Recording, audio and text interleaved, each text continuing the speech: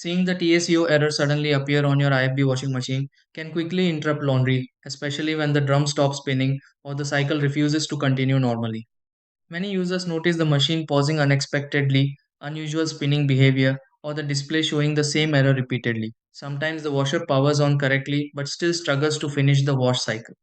In many situations, the tACO error in an IFB washing machine can happen because of drum movement interruptions, motor communication issues, overload conditions, or temporary system glitches.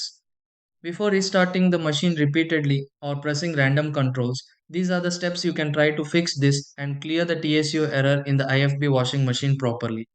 Number 1. Turn off the IFB washing machine completely and unplug it briefly to refresh the system properly. 2. Remove extra clothes if the drum feels overloaded because too much laundry may interrupt spinning. 3. Check whether the drum rotates smoothly by hand and confirm nothing blocks normal movement. Reconnect power and restart the IFB washing machine with a lighter load for testing. 1. A short wash or spin cycle and confirm whether the tACO error disappears normally.